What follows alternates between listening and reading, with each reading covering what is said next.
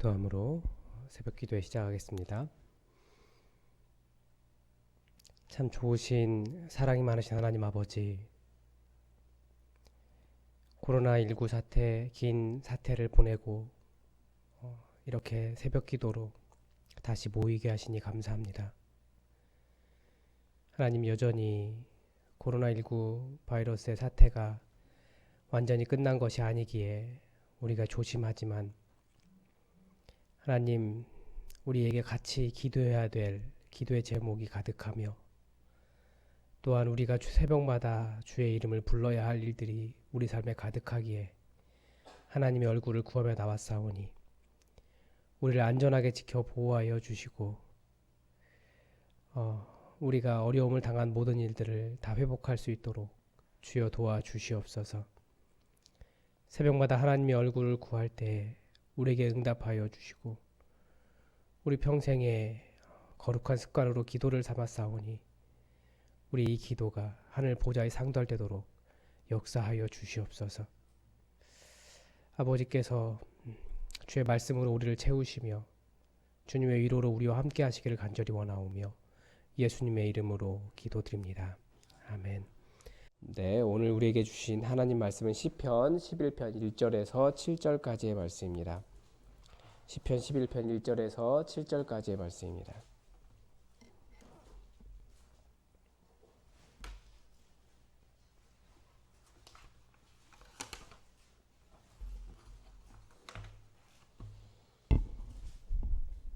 네, 하나님의 말씀을 함께 교독하시고 마지막 절은 같이 읽겠습니다. 제가 먼저 읽겠습니다. 내가 여호와께 피하였거늘 너희가 내 영혼에게 새같이 내 산으로 도망하라 함은 어찌민가.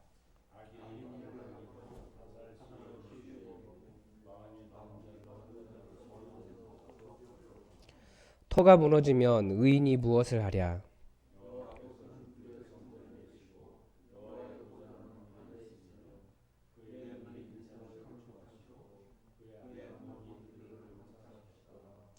여호와는 의인을 감찰하시고 악인과 폭력을 좋아하는 자를 마음에 미워하시도다.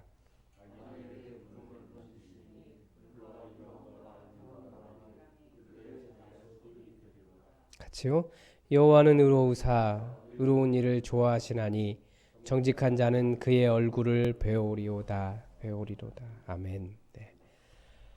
여러분 이렇게 새벽에 만나 뵈니까 또 반갑습니다.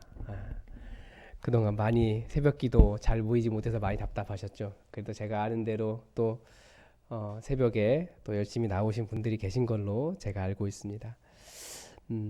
그래도 아직 코로나 사태가 완전히 끝난 것이 아니기 때문에 저희가 잘 조심하면서 또 만나야 될 것 같고, 하나님께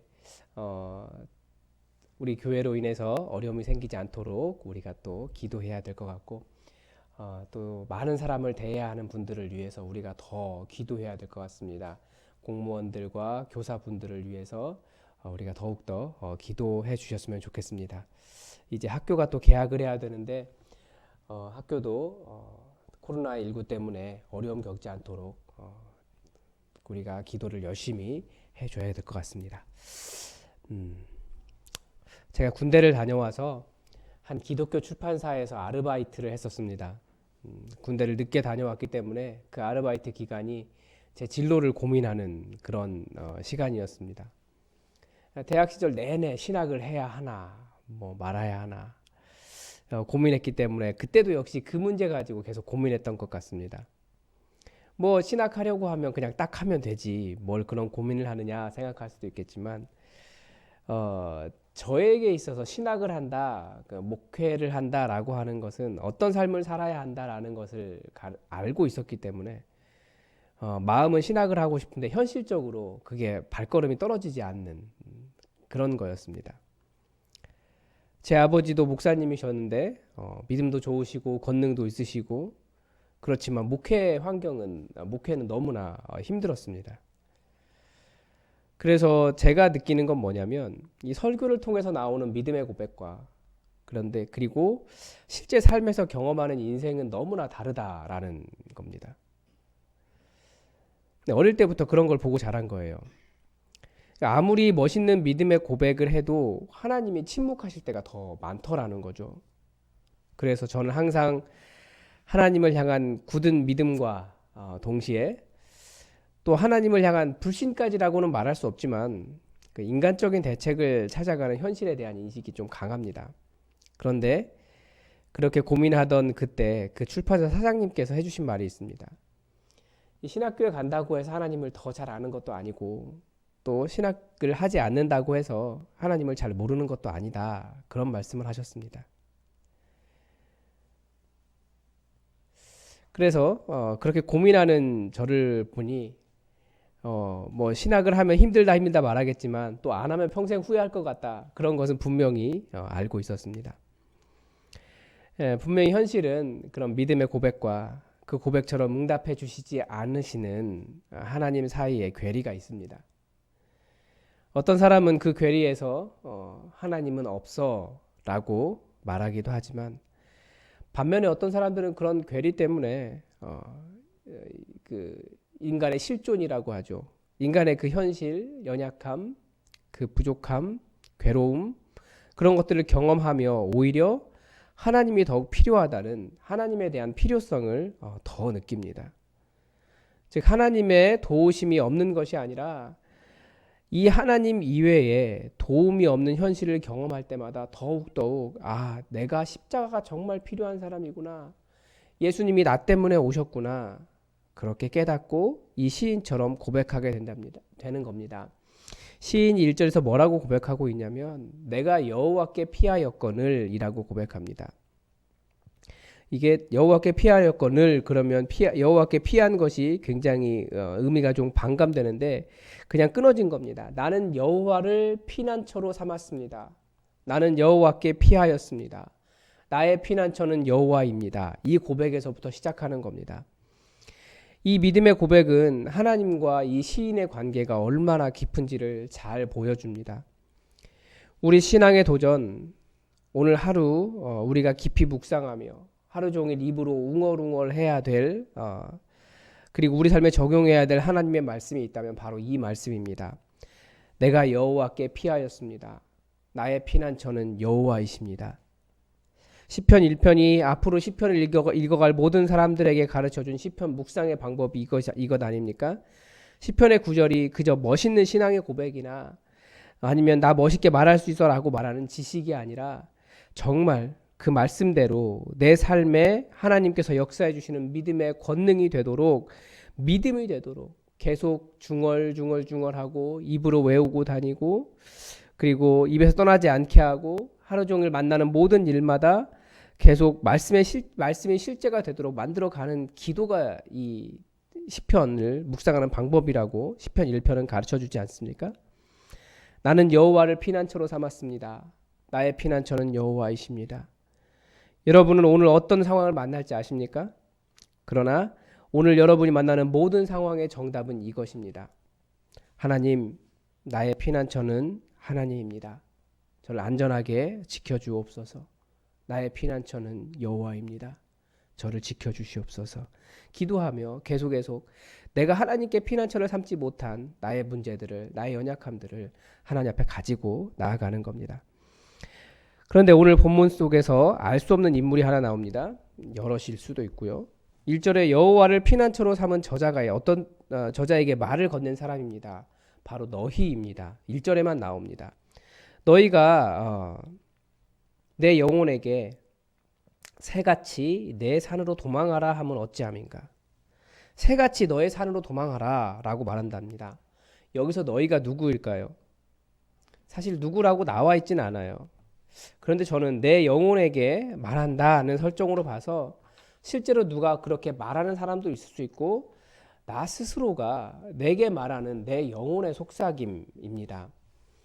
내 믿음의 고백은 여호와께 피하겠다고 내가 여호와께 피하였다고 나의 피난처는 여호와라고 그렇게 말하지만 내 속에서는 끊임없이 너의 산으로 도망하라 라고 말하는 내 믿음 없음의 또 다른 내적인 음성이 있다는 겁니다.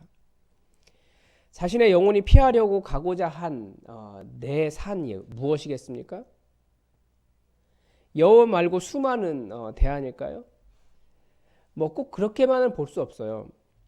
신앙은 흑백의 논리이거나 뭐 양자택일의 문제가 아니기 때문에 그리고 하나님께서 우리에게 주신 이성과 경험과 지식과 지혜와 학문과 뭐 많은 이런 문명들이 다 하나님께서 주신 것이기 때문에 우리는 그것을 모두 배제하고 살아가는 사람들이 아닙니다.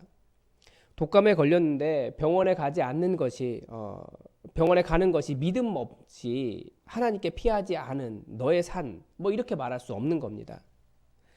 하나님께서 우리에게 주신 지혜고 방법입니다.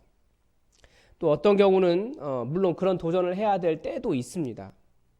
그러나 그런 이분법이 하나님의 방법이 아니라는 것을 우리가 기억하시고, 본문에서 말하는 산은 여호와 하나님의 방법을 포기하고 악인들의 방법을 문제 해결을 위한 방법으로 선택하는 것을 의미합니다. 이것을 3절에서는 뭐라고 이야기하냐면 반대의 의미로 터라고 말하고 있습니다. 여호와께 피하는 사람이 산으로 도망하면 이 터가 무너지는 것이다 라는 겁니다. 터가 무너지면 악인이 무엇을 하랴? 여호와께 피한 사람의 삶의 방법, 그 의인의 터가 무엇이겠습니까? 그 이후에 나오는 것입니다.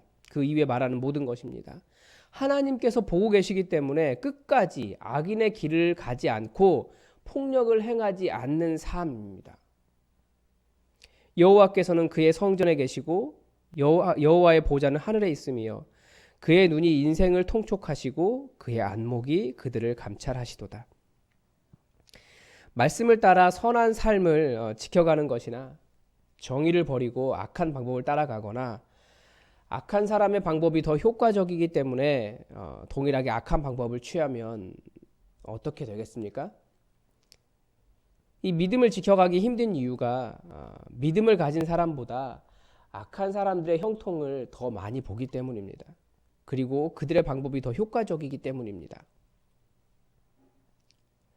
그러나 우리가 여호와께 피하였다라고 하는 말은 여호와 하나님께서 보고 계시는 것을 믿기 때문에 끝까지 하나님의 방법과 믿음의 삶을 지켜간다는 말입니다. 그래서 5절은 뭐라고 말합니까? 여호와는 누구를 감찰하신다고 말씀하십니까? 의인을 감찰하십니다. 악인을 감찰하시는 것이 아니라 의인을 보십니다. 악인을 보시는 것이 아니라 의인을 감찰하십니다. 여기서 감찰이라고 하는 말은 시험이라는 말입니다. 의인이 얼마나 의인의 삶을 사는지, 얼마나 말씀을 따라 비록 상황이 다른 말을 하고 내 주변에 악한 자가 더 많이 형통하는 것을 본다 할지라도 끝까지 하나님의 방법을 따라 의를 지켜가는지 정의를 지켜가는지 그 사람을 시험하신다는 겁니다. 그래서 의인에게는 고난이 많이 있습니다. 참아야 할 일도 많고 하나님의 방법을 끝까지 유지해야 할 일도 많습니다. 그러나 우리는 보시는 하나님께서 우리를 감찰하고 계신다는 것을 기억해야 됩니다. 혹시 여러분이 당하는 고난이 많고 무겁습니까? 제가 알기로 여러분들이 굉장히 오랜 기간 또 그런 고난 가운데 있으셨습니다.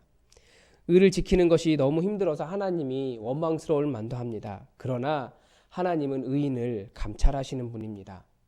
그래서 우리는 믿음을 지키고 끝까지 의인의 삶을 걸어가는 삶이 곧 하나님을 피난처로 삼은 삶입니다. 그래서 의의 길을 포기하면 그게 터가 무너진 것입니다.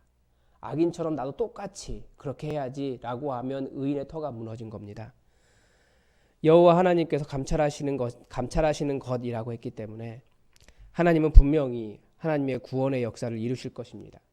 우리가 그것을 믿고 하나님께서 보고 계시는 일에 반드시 하나님의 역사가 있다는 것을 믿고 끝까지 믿음의 길을 지켜가서 하나님의 시험을 넉넉하게 통과하는 믿음의 사람이 되시기 바랍니다. 악인의 형통을 부러워하지 마시고 악인의 길을 따라가는 우를 범치 않았으면 좋겠습니다. 오늘 하루 나의 피난처는 여호와이십니다. 끝까지 의인의 길을 지켜가겠습니다. 끝까지 하나님의 시험을 잘 통과하겠습니다. 저를 주목하시고 어떻게 믿음을 지켜가는지 지켜봐 주시고 또 믿음을 지킬 수 있도록 도와주십시오. 의인의 길을 걷게 해주십시오. 그렇게 기도하며 의인의 삶을 살아가신 하루 되시기 바랍니다. 기도하겠습니다. 하나님, 믿음을 가진다고 하는 것이 참 어렵다라는 생각이 듭니다. 악인의 방법이 훨씬 쉽고 이익이 많으며 악인이 더 형통한 것 같고 그들의 삶이 더 부러울 때가 있습니다. 하나님, 그들이 의인의 삶을 비웃으며 믿음을 비웃을 때가 있으나 우리가 여호와께 피난처를 삼았다라고 하는 것이 끝까지 보시는 하나님, 감찰하신 하나님 앞에서 하나님의 뜻을 이루며 하나님의 정의를 따라가는 것임을 다시 한번 보았사오니, 우리가 걸어가고 있는 이 믿음의 길 낙심치 않게 하시고 악인의 형통을 부러워하지 않게 하시고 끝까지 하나님께 피난처 삼고 하나님을 오늘 하루 만나는 모든 일마다 하나님 의지하며 믿음으로 승리할 수 있도록 도와주시옵소서. 우리 교회가 특별히 그런 정의를 이루고자 이곳에 세웠사오니 악한 방법 따라가지 않게 하시고, 주님, 다른 사람들이 하나님의 방법이 아님에도 이것이 좋은 것이다, 이것이 효과적이다, 이것이 유용하다라고 말하는 것에 우리가 현혹되지 않도록 하시며, 우리가 교회를 교회답게 만들어가는 일에 끝까지 최선을 다할 수 있도록 주여 도와주시옵소서. 하나님께서 의인을 감찰하시기 때문에 의인이 하나님을 끝까지 섬기는 것을 보시고 복 주실 줄 믿사오니, 우리 교회 그 의인의 길을 걸어가 하나님께 피한 교회가 되어 하나님의 복의 길을 걸어갈 수 있도록, 살아갈 수 있도록 우리와 함께하여 주시옵소서. 진정한 교회의 부흥을 우리에게 허락하여 주시고 우리 삶에 허락하여 주시고 오늘 하루 우리를 지켜 주시옵소서. 주께서 은혜 주기를 간절히 원하오며 예수님의 이름으로 기도드립니다. 아멘. 우리 교회를 위해서 기도하실 때 여러분 두 가지를 위해서 함께 간절히 기도해 주시기 바랍니다. 하나는 우리가 교회의 문을 열었는데 많이 함께 모이는 것이 다시 위험해진 때가 어제 그제 계속되고 있는 것 같습니다. 그래서 다시 교회 문을 닫는 그런 일이 생기지 않도록 안전하게 지켜달라고, 또 우리가 조심조심해서 모이지만 다시 감염병이 이렇게 퍼지지 않도록 기도해 주십시오. 더불어 많은 사람들이 모이는 학교가 개학을 해야 되는데 학교를 위해서도 기도해 주시고 이 사회가 잘 서로 조심하며 그렇게 전염병을 이겨갈 수 있게 해달라고 기도해 주시기 바랍니다. 또 하나는 이번 주에 저희 주일에 임직자 투표가 있습니다. 장로님 3분, 집사님 3분, 권사님 10분을 뽑으려고 하는데 정말 다 귀한 일꾼들입니다. 이미. 그렇지만 우리 직분자를 잘 세울 수 있도록 우리가 간절히 기도해야겠습니다. 우리 다 함께 기도하겠습니다.